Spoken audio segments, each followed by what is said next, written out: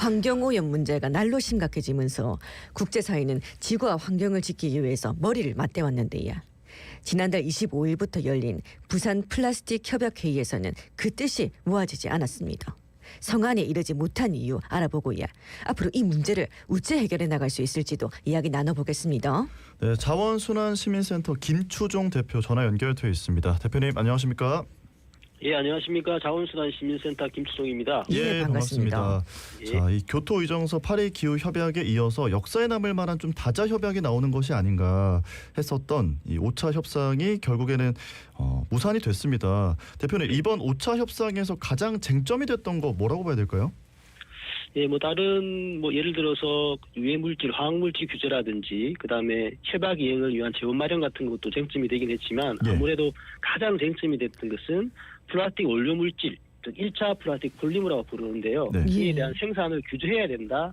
해서는 안 된다는 게 가장 큰 쟁점이 됐습니다. 예. 그래갖고 EU와 이 플라스틱 오염 피해국들이 속한 우호국 연합은 이 플라스틱 재활용 비율이 매우 낮기 때문에 이 생산 자체를 줄여야 한다. 이래 주장해 오지 않았습니까?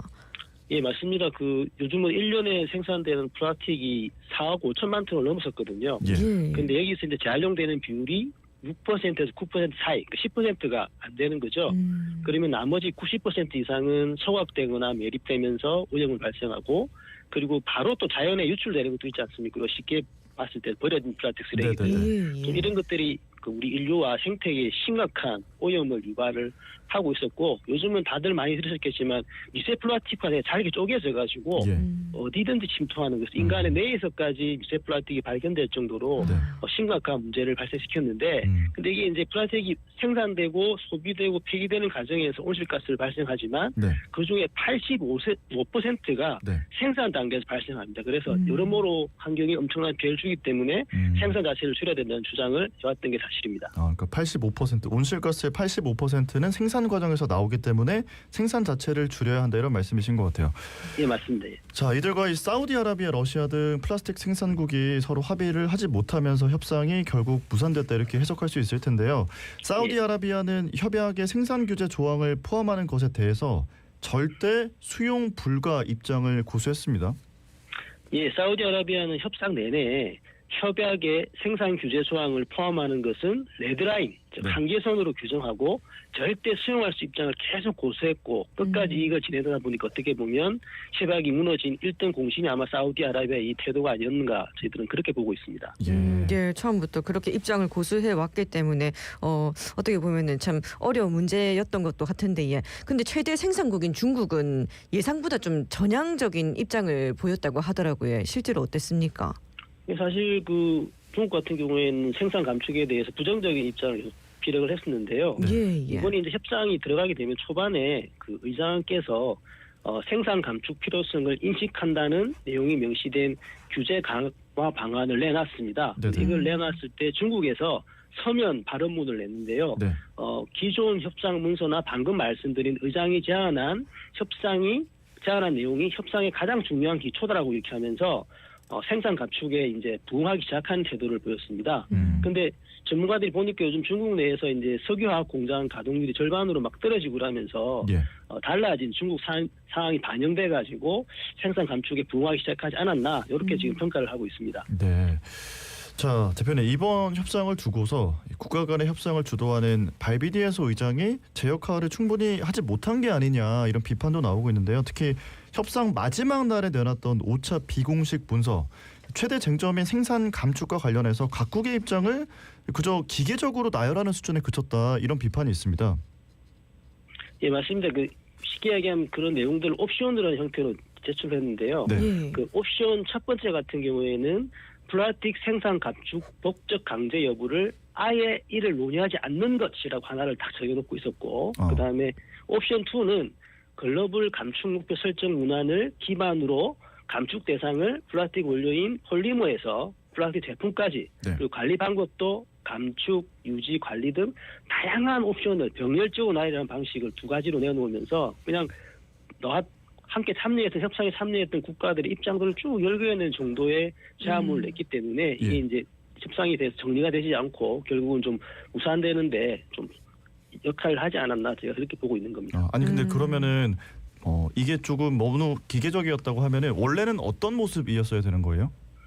실제로는 이제 의장님께서도 계속 플라스틱 오염을 종식해야 된다는 내용이 협상에 들어가야 된다, 내용이 네. 들어가야 된다는 이야기를 했기 때문에 좀 더 이제 생산 감축을 할 수 있는 방안으로서 좀 더 이제 그 반대하고 있는 산유국들을 좀 설득할 수 있는 그런 내용을 포함해서 넣어야 되는데 아예 안 넣는 것, 그 다음에 넣는 것 중에서도 뭐 제품부터 해가지고 다양한 방식을 옵션으로 병렬하다 보니까 이거는 이제 사람들이 봤을 때 그냥 쟁점이 되고 있는 것만 올려놓은 거고 그럼 어떻게 하자는 내용이 없는 거 아닙니까? 그죠? 예. 그러다 보니까 계속 협상은 돌고 돌아서 네. 결국 합의를 못하고 마무리되는 이 단계로 갔지 않나 봅니다. 예, 그러니까 의견을 좁히기가 좀 쉽지가 않았던 것 같고, 예. 그리고 우리 정부에 대해서도 이게 생산 감축에 소극적인 입장을 보이면서 개최국으로서의 리더십이 부족했다 이런 비판의 목소리가 나오기도 하더라고요. 우리나라가 뭐 협상이 진행되는 동안 생산 감축을 제한하는 제안서에 단 한 번도 이름을 올리지 않았다는 게 사실인가요, 대표님? 사실 한국은 그 앞에 말씀드린 그 5국 연합적 강력한 협약을 요구하는 5국 연합 소속이기 하면서 예. 개최국이지 않습니까?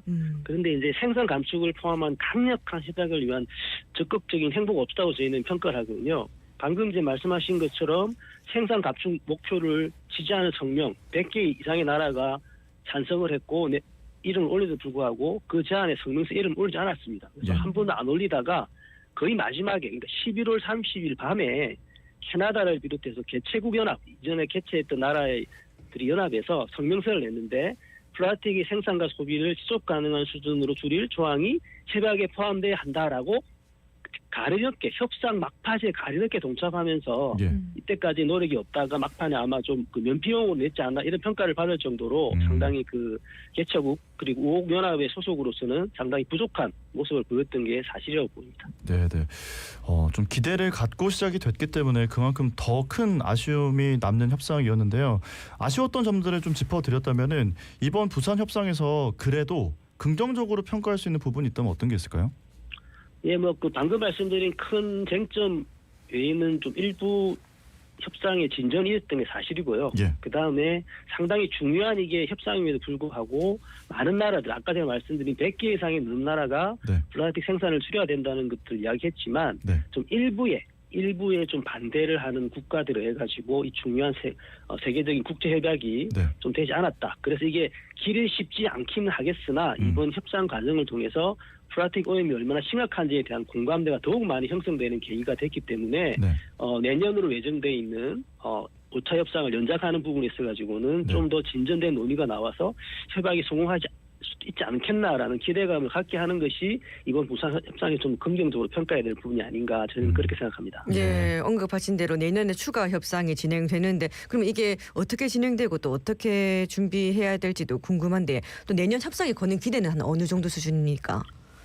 예, 일단 날짜하고 장소는 정하지는 않았는데 대략 한 내년 6월에서 8월 사이에 그 케냐의 나이로비라고 그 유엔 환경 계획 본부가 있는 곳은 아마 열리지 않겠나라고 관측을 하고 있거든요. 예. 이게 사실은 이때까지 협상을 보면 협상 1차, 2차, 3차, 5차까지 중간에 좀 사전 논의가 좀 많이 부족했던 게 사실입니다. 그래서 이번에는 좀 다음 그 협상이 열리기 전까지 유엔 환경 계획 그리고 여장단과의 사전 논의를 통해서 좀 미리 준비해가지고 또 추가 협상을 대비를 해야 되겠고요. 그다음에 좀 더 많은 좀 그 과학자들의 과학적인 논의를 기반으로 해서 우리 그 일부 정책 결정자들 사우디아라비아를 비롯한 그런 나라들이 좀 반박할 수 있는 논리를 좀 만들어야 되는 그런 필요성이 제기되고 있고 네. 또 이게 방금 말씀드린 생산 감축을 반대하는 좀 그룹들을 좀 다른 방법으로 압박할 수 있는 수단까지 좀 어렵겠지만 만들어내가지고 정말 내년 추가 협상 때는 꼭 이렇게 협약이 성안이 돼가지고 플라스틱 오염의 종식을 시작할 수 있는 좀 그런 계기가 되도록 준비를 해야 될 것 같습니다. 네, 그러니까 이번 계기를 통해서 플라스틱 오염의 심각성이 정말 크다. 이게 전 세계적으로 공감대가 형성이 됐기 때문에 내년에는 좀 기분 좋은 소식을 전해드릴 수 있기를 바라면서 대표님은 여기서 보내드리겠습니다. 고맙습니다. 고맙습니다. 네, 감사합니다. 네, 지금까지 자원순환시민센터 김투중 대표와 이야기 나눠봤습니다.